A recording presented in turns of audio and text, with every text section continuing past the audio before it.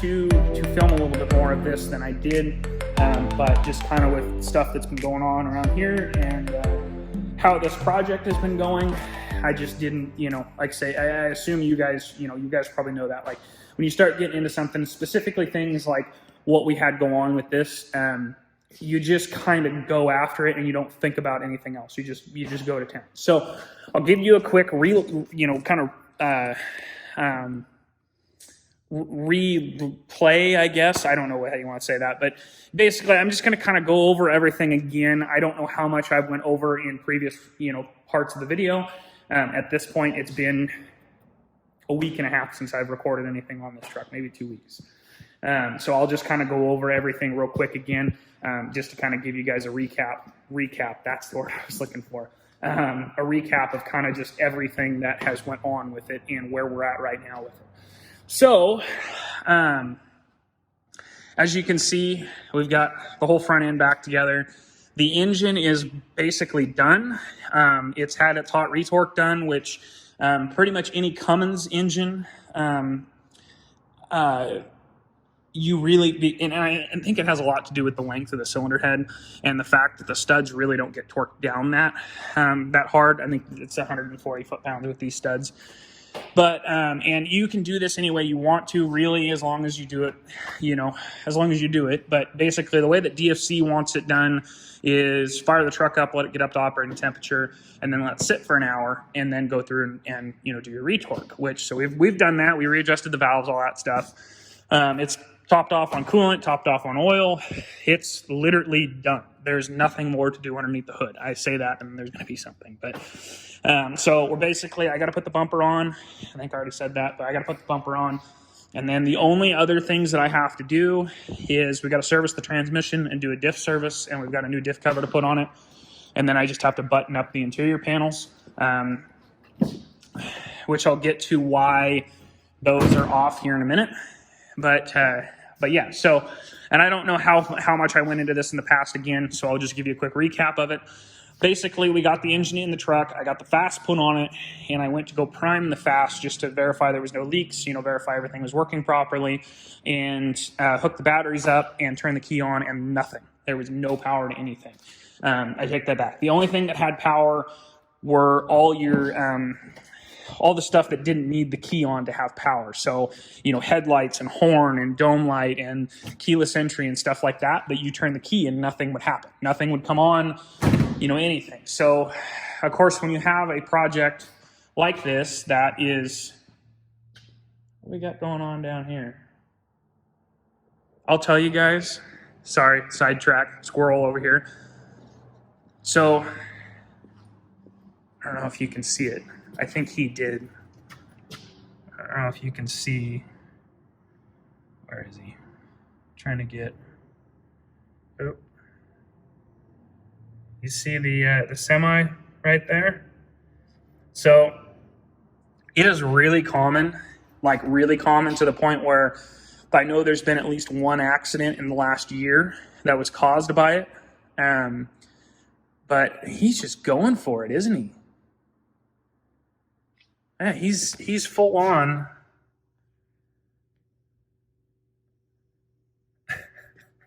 There's been at least one accident in the last year caused by people going the wrong way. And I don't know if you're going to be able to see this, but there is wrong way sign there, wrong way sign there. There's a no turn sign on the stop sign. There's another wrong way sign there. Wrong way, no turn sign, and it's a almost daily occurrence that someone will turn out of one of the driveways and go towards town. And one guy, like say last year, apparently I wasn't here, but apparently somebody pulled out of the driveway down here, right there at that driveway. You can see that mailbox right there. Someone pulled out of that driveway, and there was a car coming towards him, and the guy had to swerve into the ditch and ended up rolling his car through the ditch and jumped it. It rolled fully over and then kept going and jumped over the top of the mailbox there and landed in the parking lot. But anyways, So anyway, sorry, squirrel. But yeah, so like I say, no key power, no nothing. Of course, when you have a project apart this far, you're always, or at least you should always, go back to what you did. So since I had the engine out of this and I had all the engine electronics out of this and screwed with, they got swapped from engine to engine, all that kind of stuff, I went back through all of it. I checked for power. This is the main power to the engine, to the ECM.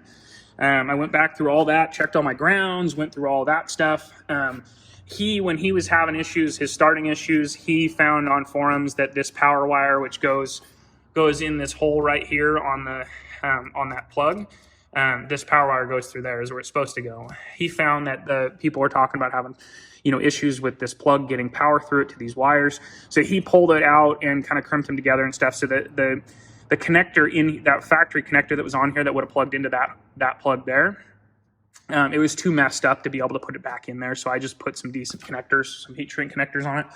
But anyway, so I went through in the TIPM, which is the total integrated power module, which is part of the fuse box here. They're pretty notorious for going bad, so I swapped that out with a good used one, and didn't change anything. So once I kind of went through everything underneath the hood and verified that, I went inside and started kind of poking around underneath the dash. And again, because this thing had electric issues prior, like he's got a remote start on it that doesn't work, or an alarm system that doesn't work, and he couldn't start it with the key, so he had a push button, hooked up right there. So I was kind of going through all of that. There was so much stuff that was not right about it that it was hard to depict, what was going on. So finally, I just went ahead and took the bezel off the steering column, and I took the ignition switch apart, which has a cover with 3 screws on it, or 4 screws, 3 screws, whatever. I took that off and I started checking for power. And I found that it had power going into the switch, but no matter which direction you turned to that switch, there was no power coming out. So I was able to basically take and manually put in and connect 2 of the prongs in there together. Dash came on, so then I knew it was the ignition switch. Which again is kind of funny because the ignition switch was what was causing the truck not to be able to start with the key. So now all of that is fixed. So that's why the dash is all apart, because I had to kind of go through all of that. But yeah, so anyway, so that's all fixed up. We're good there. It starts with the key, all that type of stuff. We ended up putting an Insight CTS3 in it. I got to button all that up, zip tie up all the wiring, plug in the EGT probe and all that stuff. So I got to do that. And then, like I say, then service the transmission and do the rear diff. And then beyond that, it's basically done. I'll probably end up driving it for, I don't know, probably a week. I drive about 300 miles-ish a week, so I'll be able to put some decent miles on it. Just like, basically with any big project like this, I always like to do that. So that way, because when you're into a project this far, it doesn't matter how good of a mechanic you are. You could be the best of the best of the best of the best mechanic. It doesn't matter how good of a mechanic you are. Anything can happen. Anything is possible. So, and I look at that for anything. Like, you can't just go and throw something together and go, oh yeah, I'm the best there ever was. It's not going to have an issue. That's not how that works. Anything can happen. So you can put the best of the best parts. You can do, it doesn't matter. You could still have an issue. So again, I'm going to drive it for about a week, make sure that we have no issues at all, and then she'll be good to go back to the customer. So, but yeah, so that's kind of where we're at on that. I'm not sure.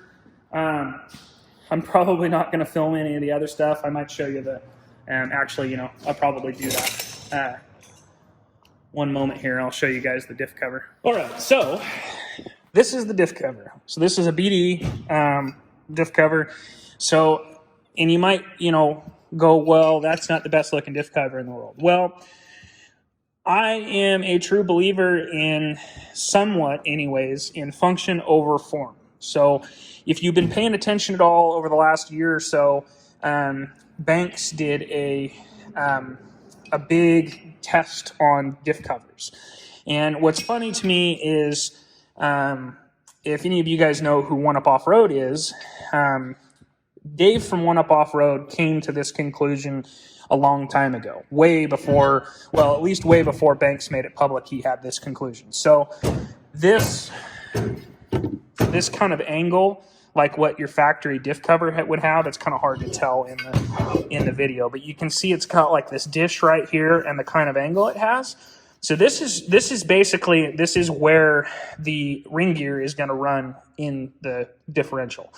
And basically what this does is you have the ring gear slinging oil into the diff cover like that. And so it slings your oil up and into the pinion. And even Banks, I think, said that, like, so you put this on so you put like a Mag High-Tech or whatever they're called on your truck, which is it's the big toll ones that are just square. They have no shape on the inside. They're just a big flat back, right? So you put one of those on there, and are you really probably ever going to notice that, notice any negative effects in a normal use situation from that type of a diff cover? No. But this is the way to go. And so that's why we went with this cover, is just so that way he doesn't have any premature bearing issues from, a diff cover not doing what it's supposed to do. You still get the added benefits of, you get more fluid capacity, and then also you've got your cooling fins. This is also, cast aluminum, so it's going to help dissipate the heat a lot better than a stamped steel diff cover will. Also, if you guys aren't using BD diesel stuff, man, every time I buy something from BD, I am more and more impressed. The quality of their parts, they think everything through. This has which I know like the Mag High-Techs ones do, and I'm pretty sure the Banks ones do too, but it's got a groove cut for an O-ring, comes with the O-ring. And it just, overall, it's just extremely nice quality. The cool thing about this, because you might go, well, what about the O-ring? Like, when I service this next time, am I going to have to find a new O-ring for it? No, because you don't have to pull the diff cover off. There's a drain bolt. You drain it right there. Diff cover never has to come back off the truck unless you need gears or something. And it's like, say, it's got your plugs. I want to say that, let's see if I can open this here. I want to say that one of these has, yeah, so this is the bottom plug here. It goes down in there, but it's got a magnet in it to help pick up any debris that that finds its way in there, or any kind of it's natural for gears to kind of shed a little bit. So and that's perfectly fine, obviously, to a certain extent. So you get like fuzz basically off the parts, and that'll stick to your magnet there on your drain plug. I'm trying to get this one off too. Whatever. I don't think, there's no magnet on that one. So anyways, the other company that I'm going to give a huge props to is Fleece. There's a handful of Fleece parts on this thing, which I think I showed you some of those. This is their coolant bypass. And then I don't know how well you're going to be able to see it. I'll grab the flashlight so you can see it. It's got their fuel bowl delete on it. Wonderful quality parts. These are just, oh man. If you're on, paying attention to any of the YouTube, diesel YouTube pages or whatever you want to call them, Greg A is good buddies with the Fleece guys, and he just did a video here not too long ago up at their place about some of their stuff, and specifically their fittings. He did that video right before I installed this on this engine, and these fittings are some of the nicest AN fittings I've ever seen in my life. Like, just quality. Everything about this stuff is quality. I can't honestly say enough good about it. So this, like say, this truck, there's no expenses spared when it came to parts on this. It's got DDP injectors, which, let me tell you again, I've never had a set of DDP injectors that ran any less than perfect. Smooth, awesome running, great quality parts. Same thing with your Fleece stuff. The Fleece stuff, man, that stuff is amazing. This truck has a BD Screamer turbo on it, which I don't think I've installed a Screamer on one of these before, but I've done I've put those BD Screamers on 6 liters, and I can't. I mean, like KC turbos, great turbos. They work good. They're everything about them. They're great. But the KC stuff, in my opinion, and I'm not trying to talk poorly on them, KC stuff tends to be more performance oriented. So like, that sounds weird to say because obviously you're putting a big turbo on your truck or a bigger turbo on your truck, like it's performance oriented. But like the way that their turbos work, I've had a couple of KC turbos on my own trucks, and this is why I have this opinion. They worked good, but they didn't work the way that I felt they should have. Now, the cool thing about BD and their Screamer series of turbos, they literally make these turbos so you can bolt it on a stock truck and you would never like negatively know the difference, if that makes sense. So the truck's going to drive and run just like it did stock, but the turbo is going to flow more air. I've been preached that time and time again. I've read stuff about that, and none of those people were wrong. I mean, if you're questioning putting a bigger VGT on your truck, put a BD Screamer on. As long as you're not looking for, stupid amounts of power, if you're looking for a bump over stock, something that flows better for a little bit larger injector, the BD Screamer, man, I can't say enough good about it. I'm really interested to see how this truck runs. Again, we did DDP 50 horse injectors, so not a huge increase over stock, but a little bit of an increase over stock. Still keeps it within the parameters of what DFC wants for their warranty. And like I said, we did the 50 horse injectors, we did a BD Screamer, and we did CTT tuning on it. And like I say, it should, in theory, this thing should just be, rock solid, should run amazing, should do everything that this guy wants it to do. And like I say, obviously we've got the South Bend clutch in it, which again, if you've got any question of what kind of clutch to put in your truck, if it's anything less than about 650 horsepower, South Bend 3250 dual disc, that is the best clutch on the market, hands down. I even have in my personal truck, the previous owner put it in, but it's like it's a dual disc ceramic South Bend. I think he said it was like their 800 horse rated or something like that. And even that clutch, it's very obvious that it's a ceramic clutch. But even that one, after driving it, I've had the truck for a month and a half now. After driving that truck for as long as I have, there's no way ever that I would ever put any other clutch besides a South Bend clutch in any diesel, because even that dual disc ceramic clutch, like, it still drives really, really nice for being as aggressive of a clutch as it is. But anyways, yeah, no, like I say, this thing, we did not spare any expense at all. It's everything on here is top notch, top quality. Parts that needed replaced got replaced with aftermarket upgraded parts that will not fail.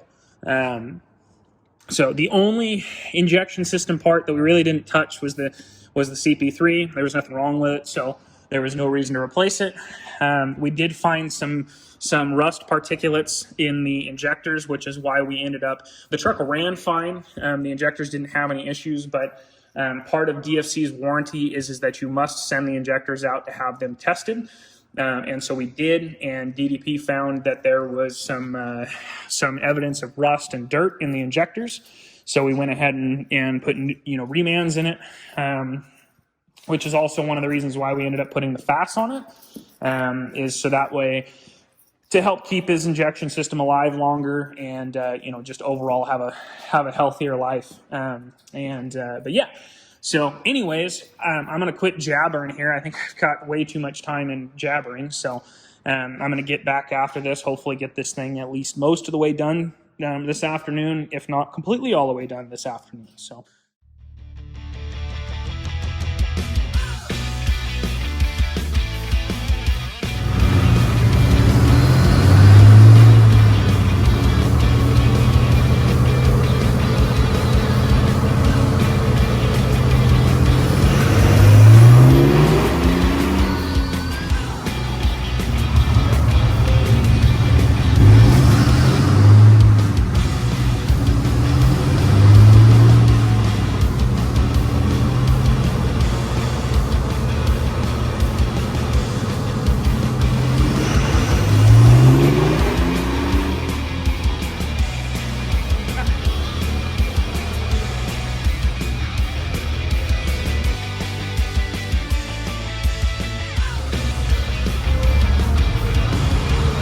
good. It's right on.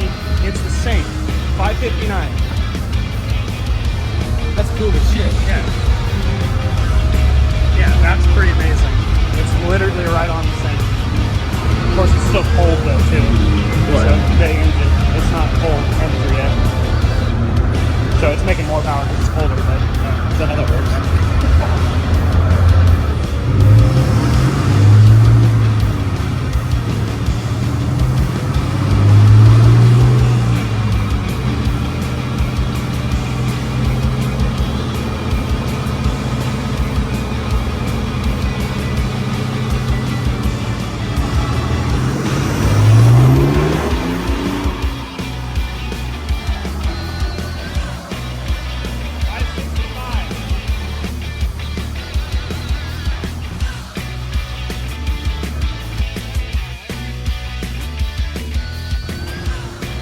So it's been a little while since we did any other recording with this thing, but it's basically finished up now. We got it on the dyno. It's been through its break-in period, all that kind of stuff. I think he's got probably 1,000 or 1,500 miles or something like that on it now. And like I say, we dynoed it here the other day, and the as you can see, I think we'll probably put that before this clip, but the truck made at its most 565. Which we were pretty surprised. The thing runs amazing. It's very it's not that it's smoke free, but the truck is very controllable as far as the smoke output goes. The setup we did on it I'm pretty impressed with it. I'm very happy, and it made consistent power. I think the first two polls we did, it did 255, I think I want to say, or 256 or something like that, and then the last two polls were 265, and almost dead nuts on exact. Like, we did the first two polls a little bit different than we did the second two polls. That's why it picked up a little bit of power. But the fact that it was one poll was, the first two polls were like 256, almost exactly the same, and the last two polls were 265, almost exactly the same, within like a couple of tenths. It's runs pretty good. It's very drivable, makes, like I say, decent amount of power. It's, overall, like I say, very happy with it. So like I say, at this point, we're pretty well done with it. We did find a couple of other things once we got the engine in it and got it running and all that stuff. We found that the transmission does need to be gone through, which we were kind of thinking it was probably gonna have to be, just because it's of what it is, and then it needs a steering box. All that stuff is stuff he's gonna do down the road. Obviously, he just spent a good chunk of change putting an engine in it and doing all this stuff, so he's gonna save up a little bit of money and come back to that, but which is understandable. So the only other thing that we have is it's got some sort of weird power issue, which I kind of explained that in another video. Maybe it was this video, I don't remember. But basically, it likes to blow the starter exciter wire fuse. Every once in a while when you go to start it, it'll blow that fuse. It's a 2-amp fuse. It's a pretty small circuit. So that's something we're going to work on here in the near future, is getting that figured out. Whatever was causing that issue, we think that it threw a short back through or a power surge back through the system, and took out the insight that was in it. So we're sending the insight off to get fixed. We're probably not going to put that back in until we fix the power issue. But yeah, so that's kind of the end of it. Like I say, we got some good dyno footage. Good dyno footage of, hopefully you weren't too zoomed in there, but got some good dyno footage of it. And like I say, he couldn't be happier with it. He's said a bunch of times how nice the truck drives and how good it runs and all that kind of stuff. So he'll probably come get it here in the next day or so. And like I say, well, I don't know if there's going to be much. I might do, like, once I kind of figure out what's going on with the power issue, I might do another video just kind of explaining that for people who might have the same issue eventually. I don't know, but I figure that's probably good information to post. So anyways, guys, that's the end of that. Like I say, I hope you guys liked the kind of series we did on this. There wasn't too many videos, but it was a good project, and we put a lot of parts in it. It came out really good. Very happy with how it came out. So anyways, guys, we'll see you on the next one.